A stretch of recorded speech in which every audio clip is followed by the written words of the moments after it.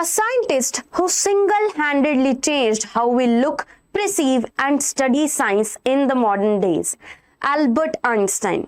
But the question is, what made him so different than other scientists, than other people in general, that he is the one that we all remember, not just because of his funky hairstyle, his funky beard, but his actual work that won him Nobel Prize in such a different area.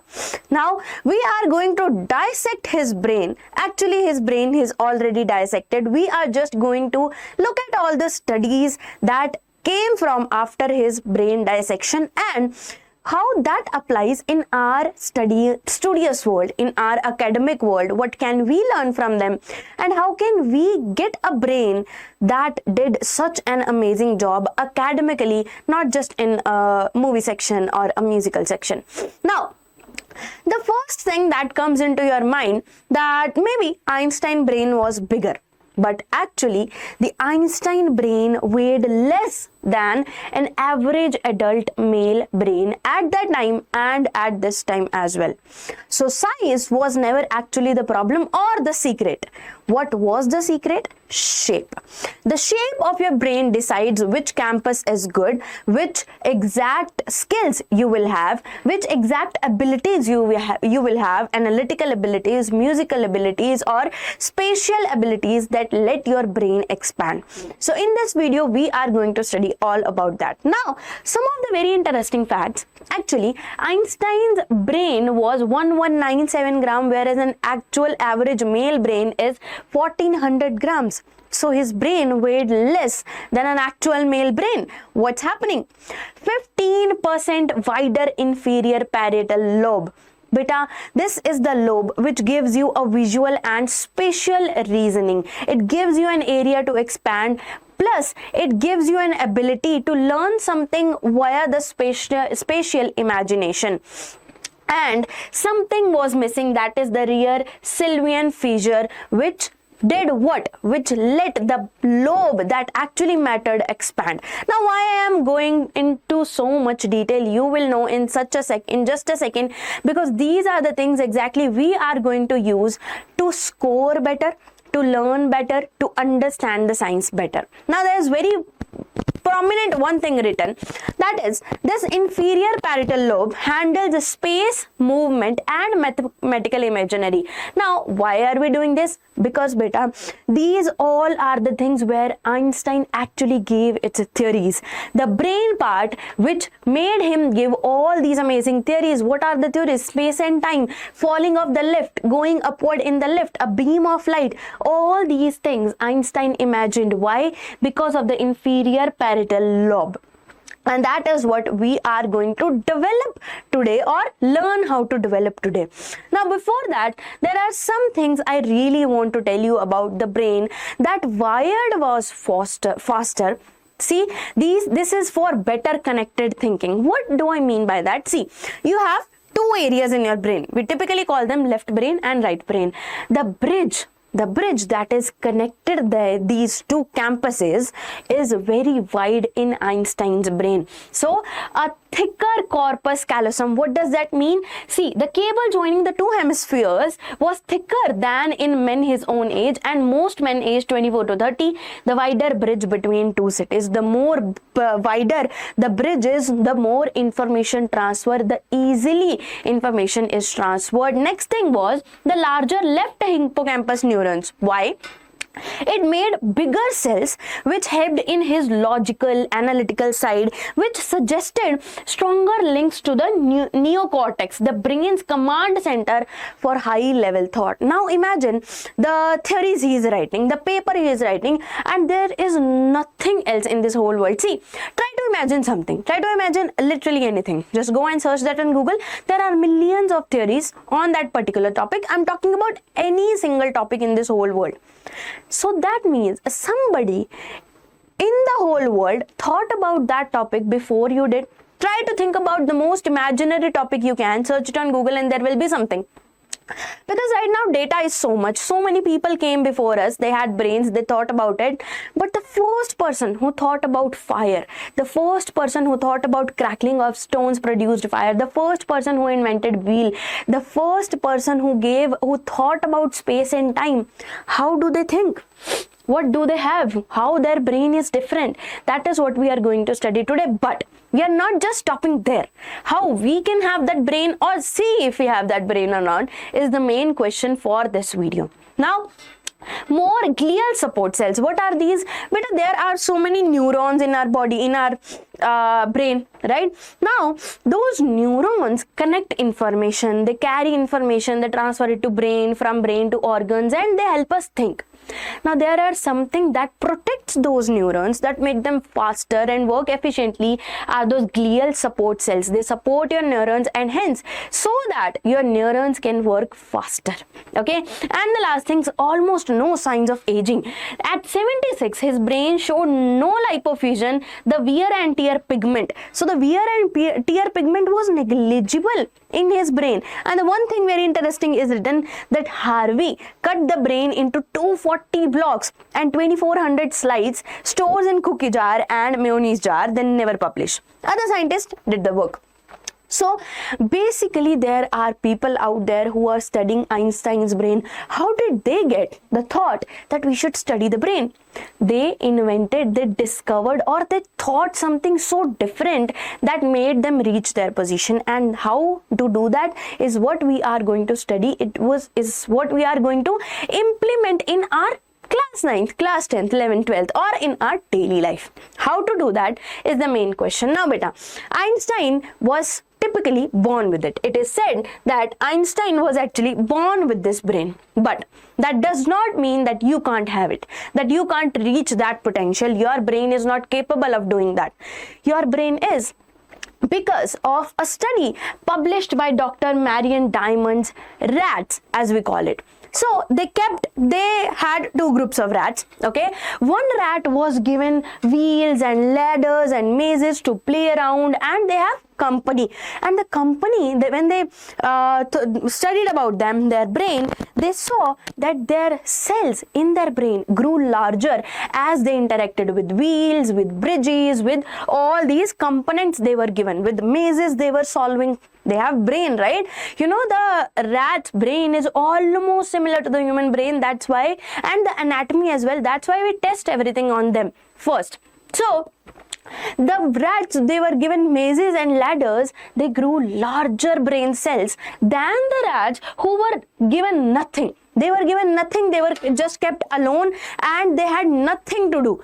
Their brain had smaller brain cells, and the rats who had mazes, ladders have larger brain cells. What does that indicate? She proved the brain can change and improve at any age. That is called brain plasticity. So that does not mean if you have reached a particular age, your brain has stopped developing, your brain has lost the ability of actually learning new things. That's not the case.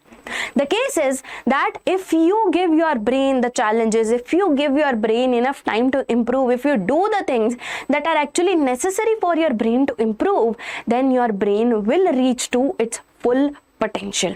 Okay, now beta, it is said that a rich environment grows a richer brain, and that rich environment comes with these 5 habits that I've gotten for you. Now these habits will be important for your daily life, for your communication, for your relationships with your parents, with your friends, for your daily activity, and academically as well. That's our main goal. Okay, now beta, what are those 5 habits is what we need to study. See it, don't just read it. Ma'am, you are telling us to read it, to write it, now you're just saying see it. What do I mean by see it? It's called spatial imagination. You sit in a room or you are in your room. When you go out, you know, you close your eyes and you can easily picture your room, right? This is where my desk is, this is where my table is, this color of my bedsheet is, this color of my walls is. What is that? That is spatial imagination. Turn chapters into diagrams, into mind maps, into mental pictures before you memorize the words. That's what we are trying to say when we say see it, because visual representation is such an amazing thing.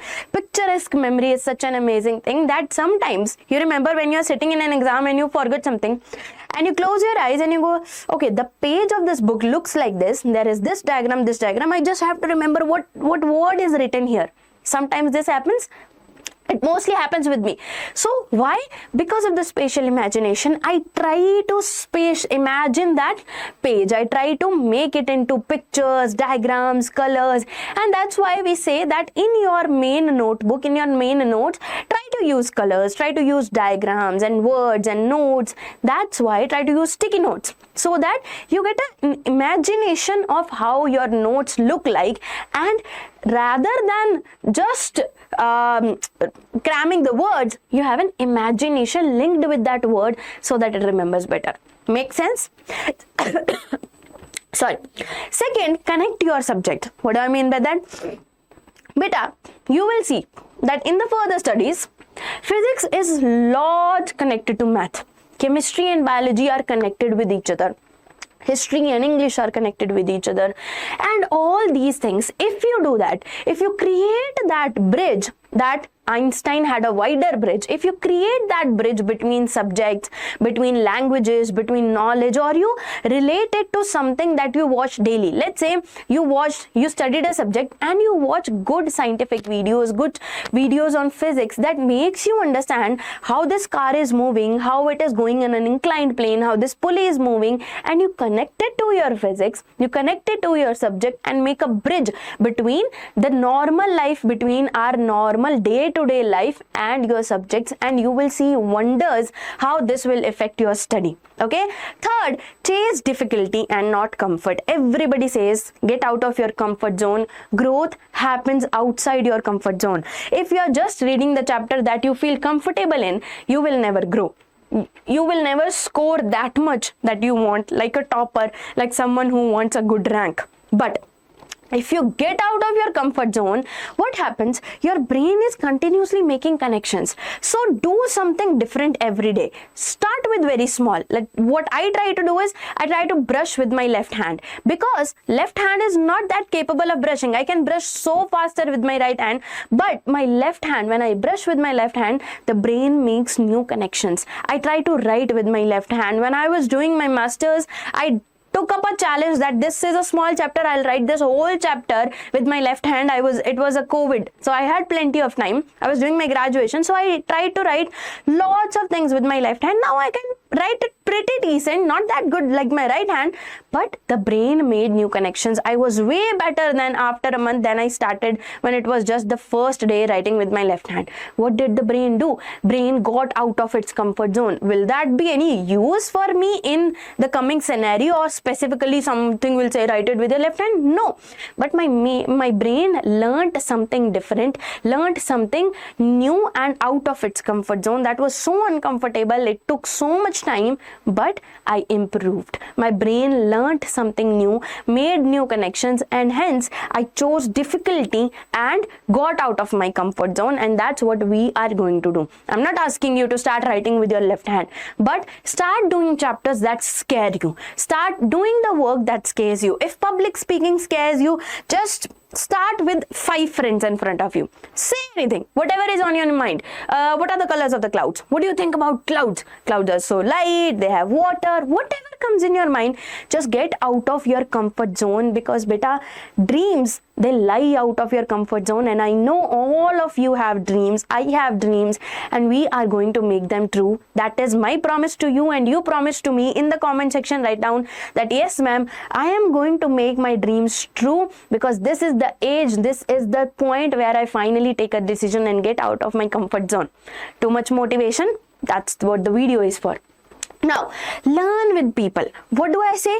Go and sit with 5 of your friends. You see, the mice, the rats who actually improved, they had a company. They were not alone. So, go and talk with your friends. Go and talk with the people who have different opinions than you. Go and talk with the friends. Maybe they know more about violin and you know more about space and time. And you can share what are the chords of violin, what are the chords of guitar. So you learned something new, you learned something different than what you are comfortable about, and that is how we human beings connect. See, human beings are not introvert creatures. This is a trend these days that I'm an introvert. It's fine, that works, but we need connections, we need human connections, we need human touch. So that is the main thing. Go out, interact with everyone. If you are an introvert, don't do it for so much time. If it takes so much energy out of you, come back, chill, relax, but go out, interact with humans, because you will be amazed how their mind works, how people have thought about so much things out there that our brains don't even go towards. So go and talk to people. Now, the last thing, protect the hardware. What that does, that means glial cells nourish neurons. Sleep, food, water, movement are study techniques. What they're trying to say, that don't take that I'm going to sleep and it's a chill thing. Actually, it is your body's way of relaxing, but it's a part of your routine, a part of your study routine, academically, non-academically. If you feel fresh, you will be able to study better.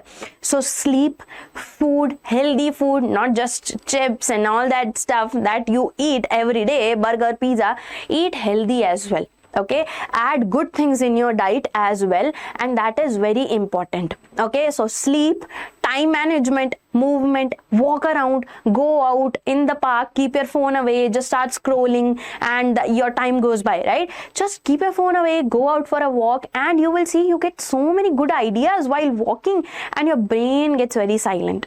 Okay, so that's the 5 habits that I want you to start implementing from today, because to actually improve, one should have started years ago. But the second best time is today, right? We all know that, we all have heard that. So what is your 1 week that should look like? I am giving you a little challenge. Every day, 20 minutes on something that you are really bad at. Public speaking, maybe a guitar, a violin, or you don't have a guitar or violin, just do drums. Anywhere, on your college desk, on your school desk, at your home, something. Just try to learn anything that's new. Go and play football, go and play cricket. I know it you won't be good at it, but something new, something hard out of your comfort zone will be better. Just 20 minutes a day, right? 3 times a week, move your body. Go to gym if you want, go for running, go for walks, just sit out in the nature, maybe do some stretching, do some yoga, anything. Just move your body, just move your body. Do dance if you want, okay, but move your body, because a healthy mind lives in a healthy body. We all know that. So make your body healthy, make your body in such a state. Eat healthy, sleep healthy, move your body. These are not something extraordinary, these should be the part of our lives. Okay, then weekly, one real conversation about an idea with someone who disagrees with you. You see a person that you don't like in the class, you don't like his opinions, you don't like her opinions, just go to her and say, what do you think about Einstein? What do you think about Newton? What do you think about this concept in the physics? I think it's so boring. And she'll say, I love that concept. How do you love that concept? Tell me about it. Normal conversation. That's how we end up making friends. We end up knowing something about people that changes our perspective towards them. And that is the real connection, the real reason we are all doing it. And always make sure you have minimum screen time. You all know that. This is not something I should be telling. You won't listen, or it won't be any effect. But still, it's my job to tell you that keep your phone away. Think, whenever you're going for a walk, let's say there is a park near your house, there must be, then go for a walk. Just go out in the nature, anywhere, on the street even. Just leave your phone home. No music, no reels, nothing. No, not even music. Just leave your phone home. Listen to the nature, listen to the construction happening near your home, listen to the birds chirping, listen to the eagles flying over you. And that is what the nature is all about. You'll go and you'll think about, oh, how this bird is flying, and you'll get the answer in some time that this is an actual topic in physics. The birds flying, that's an actual topic in physics. So you'll see the birds flying. Maybe you see the ray diagrams coming out, rays reflecting. Maybe you see a Tyndall effect. All these things, when you go out, will enrich your brain in such a manner that you won't even need your phone again. That's my promise to you. So just try. Phone is unnecessary, but for a walk, during a walk, music is not unnecessary. Just go out, have some alone time and nourish your brain. Okay, nourish your brain. Einstein's desk was famously untidy, but it was filled with books, with ideas, with a violin, with a half-finished problems, with all the things he was working on. And that's how he knew that he was doing something, is not idle. And we have to make sure that our brain is doing something or the other thing. It's a creative thing. At this point, creativity is very important. We all know the world is run by so many nonchalant, so many uncanny things. So we need some creativity. Go out, sit in the nature and try to think of something new every day. Write down a new idea every day in a notebook. That's my challenge to you. Okay, and I will do that as well. And if you're watching the video, come to the live sessions and we can discuss about that as well. Okay beta, that is it for this video. The main thing that you have to do, you have to understand that even after nearly 70 years, Einstein brain has still so much to teach the world. We have so much to learn from him. And the thing is, anatomy is just a head start. We can learn about the brains, but if we don't implement it, then it's of no use, right?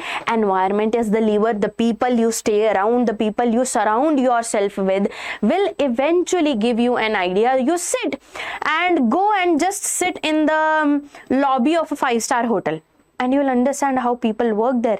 From a simple waiter to a waitress to a high-class businessman, they just think differently than a normal 1-star, 2-star hotel, motel, whatever. That's the difference between mindset is what I'm talking about. They work differently, they walk differently. Why?